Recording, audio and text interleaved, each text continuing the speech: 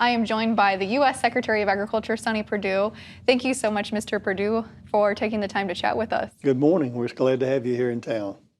Yes, very glad to be here. There are a lot of things impacting agriculture in rural America right now that I want to ask you about today. I want to start it off with U.S.-China negotiations, where they're at. Are we going to see China make some olive branch purchases or follow through on some ag purchases here? Well, certainly that's the president's expectation, obviously, with his conversations with President Xi of China during the G20. I think that was certainly the understanding and the goodwill gesture there that needs to happen. And he has continued to tweet repeatedly after that of his expectations. But the ball's in China's court.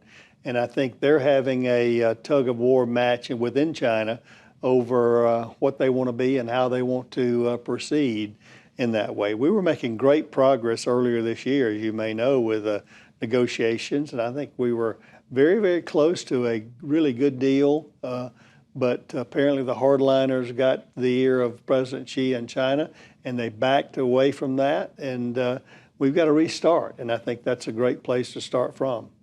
That's a little frustrating for producers tuning in, I'm sure, but understandable. Can you shed some light on where African swine fever sits at this time? Because as we know, China's not always the most honest about reporting where the disease currently sits. Well, it's been pretty pervasive in China. In fact, it's stunning to think that the herd loss in China of swine has probably been a multiple of the whole U.S. herd. Maybe 1 to 2 times the number of hogs we have here in the U.S. So that's significant. Pork is really important to the consumers in China, and I think pork prices benefited initially from that discovery. Now what's happened is they had brought a lot of hogs to slaughter, and they've kind of filled up their freezers that have depressed prices right away. But we think pork prices will do well later on as they work down this inventory in their freezers. The decimation of the herds there will take a while to build back up in China. It does hurt probably feed export possibilities such as soybean meal and those kind of things, but we think for pork it will be good. Do you know when? I know you said on down the road. Do you think the end of this year, or we're looking into 2020? We don't know exactly how long it will take. I think our estimates are that these inventories will continue to diminish over the rest of the year. We would think we'll see China come back into the import market probably by the end of the year. Okay. One of the other exciting markets that looks like we're hopefully going to have expanded trade into is Japan.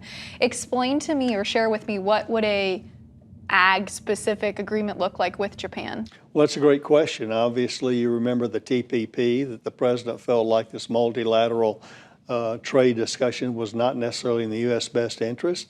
And frankly, with Mexico and Canada, he's been very successful in doing good trades in a bilateral way. Japan, I think, wants to do a deal with the United States. I think, again, they've asked to get past their elections that I guess are taking place this week in Japan. And then I'm expecting some very quick progress over the agricultural discussions. These trade deals take a lot longer. I think we can have a quicker, sooner rather than later deal in agriculture, which would simply, our expectations are, it would be equal or better than the better of the two, what the deal they gave the EU and the other 10 countries in the TPP bloc countries. And the reason is pretty simple. We've mentioned to Japan that we are their best customer for their products by far around the world. The United States consumers have been the best customers Japan has had for a number of years, and we think it's only reasonable to expect that they treat us as their best customer by, again, importing our products rather than from some countries that they may even have trade deficits with. Especially beef producers. Do you have any insight into the amount of beef that we could or should export if we get a trade deal in place with them? Well, again, we have estimates right now, but I don't want to leave expectations there by nailing this down. But I think we will have a great deal with Japan. Obviously, they love our U.S. beef, and we are delighted that they want to come back into the market, and we hope we get this done sooner rather than later. Well, since you're talking about a timeline, we've heard estimates that maybe end of August, beginning of September. Does that seem like a realistic timeline? I think that's our hope. Obviously, Ambassador Lighthizer and his team at USTR have been on this for a while now. We haven't been just twiddling our thumbs while their elections take place. We've sort of deferred to their request to not press until after that happens. I think then the expectation is, let's get it done. I know that's the president's expectation, is that we've sort of deferred and given you time to take care of your internal politics. Now it's time to do business, and we want to do business. Since we're talking about trade, I've got to ask, I'm going to start out here with the ATP funding that was just approved. Tell me about what that funding is going towards. This is part of the overall market facilitation program that President Trump has authorized not only last year for $12 billion, but this year for $16 billion. The reason is the president recognized that our farmers, our producers, our ranchers were going to be at the tip of the spear of retaliatory damage in a disproportionate way in our economy. That's really because our producers are so productive. That's what we have a surplus in. And that's where countries think when they want to harm us in the United States in trade, they attack our agricultural productions. And so that's kind of what's happened in that area. And we are hopeful that we can get these things resolved in a way that come back in that way. So the ATP funding itself, part of it went to the American Soybean Association, and a big chunk went to the U.S. Meat Export Federation. What are they going to be using that funding for? Part of that process was agricultural trade promotion. My theory is we possibly have become too dependent on this large customer, China, and we're trying to spread our results around the globe. We've got a lot of hungry mouths there to feed, and this globe is going to probably contain close to 10 billion people in a few short years. And what we want to do is go to those countries where we're not predominant in, the Indias, the Malaysias, the Indonesias, the Thailand, the Philippines, the Cambodians, the Vietnams, those types of countries, and where we're really making a good progress. They're not prime producers. They're great potential customers for ours in accepting our products. So India's been particularly tough, but what we've done is work with the cooperators, those other exporters and other types of industries, the Soybean Association you mentioned, pork, and many other, almost every other farming sector, to help them, cooperate with them, providing resources for them to go into the country and really do sales calls, put on demos and do trade shows and help to build up these markets one by one.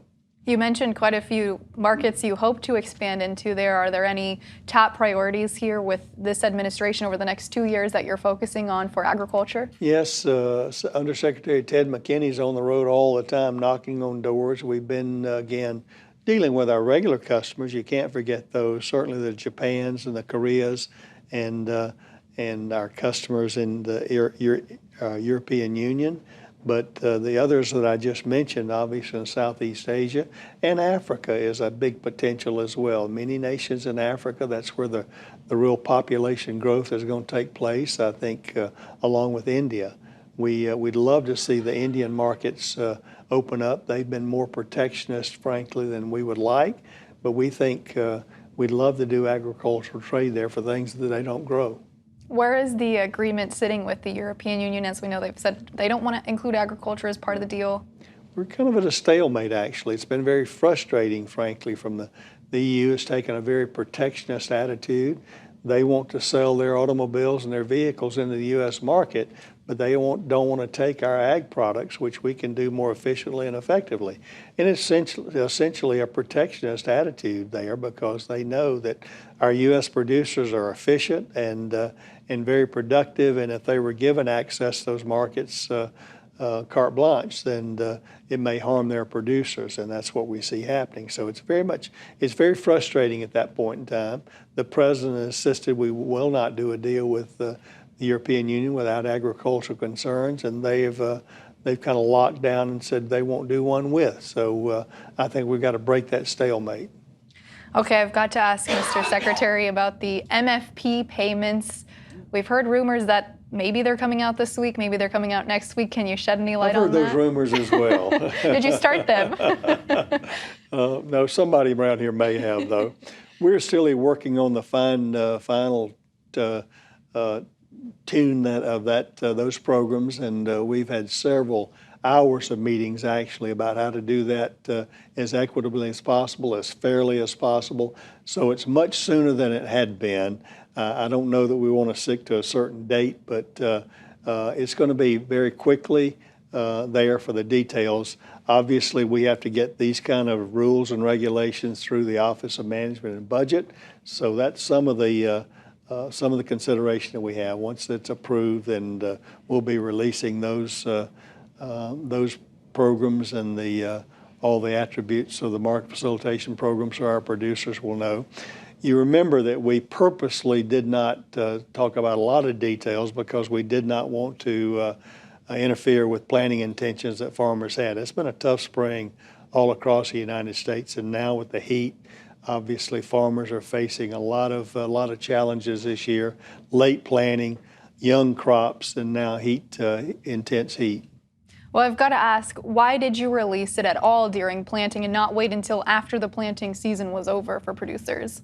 Why did we not release? Why did you not wait to release it until after planting was over? Well, we did wait to release the details of the program until planting intentions were over. We didn't want to impact the prevented planting. I didn't want farmers to try to farm a government program rather than what their production is. So that's really what we wanted to do, was to ask them to do what they would do without any kind of government program rather than trying to figure out or anticipate that way. So we tried to be fairly opaque, indicating there would be a program coming out, but with not enough details that they could try to game the system. And so just one final question on that. Prevent plant acres are going to be included in some sort of compensation as well. There will be some consideration of prevent plant acres, and whether it's, obviously we've done some things already, as you know, allowing them, the farmers, to plant another eligible crop and harvest that after September the 1st. That's helpful, as well as marketing that crop and some other flexibilities in that way.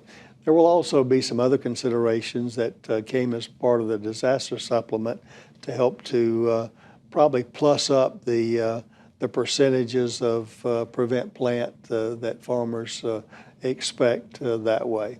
And will those payments be released at about the same time as the MFP payments? Yes, we'll probably do those about the same time as far as that. The disaster supplement might be a little bit ahead of the market facilitation, primarily because of our interaction with the Office of Management and Budget. Switching tracks just a little bit here, let's talk about Farm Bill implementation and how that's going. Specifically, where are we at in the hemp timeline here? Yeah.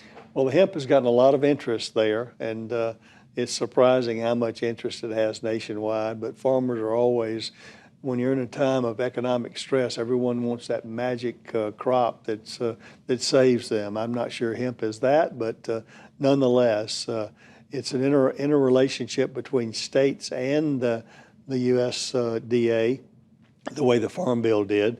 We have to provide certain rules and regulations and parameters there, and then the state has to manage that within their state. So when we'll have those out this fall, states will then submit their rules and regulations within the state of how that crop is regulated. Obviously, it's a different kind of crop because of its cousin that's illegal in most states. And will each state, essentially, will the federal government have one set of rules or jurisdiction, and the state will also have their own separate set of rules that coincide with that? The USDA will have broad lanes of regulatory authority in that where this needs to happen, and the states will then work within that framework with their own regulations. Some of it may be even more strict or looser than that area, but we'll have a broad framework of regulations, and the states then will have their own specific based on their state needs and their producers. How do you tackle issues like insurance or funding, approaching those type of entities if they want to grow hemp? Well, crop insurance this year, for this coming crop year in 2020, will be available on a whole farm revenue basis, but It'll take a couple of years of actuarial studies of what the actuarial statistics are for growing hemp, what the productions are in different places in order to get a viable insurance product specifically for hemp, but that's coming. Okay. Mr. Secretary, one final question for you. When you look at the health of the rural economy, we've been in a down cycle. What does the next couple of years look like here? Yeah. It's weather. Obviously, our farmers have been so productive over the last few years. They have weathered this downturn in prices since really 2012 and 2013 in a fairly resilient way. But it's been tough, particularly on younger and beginning farmers that didn't have any equity built up. And even on farmers who've been there for a while, these are economic stresses out there that's real. They're very significant. The problem is for 2019, we've depended on high yields up until now, and that doesn't look likely with the weather that we had this spring, the weather we're having now with the heat stress.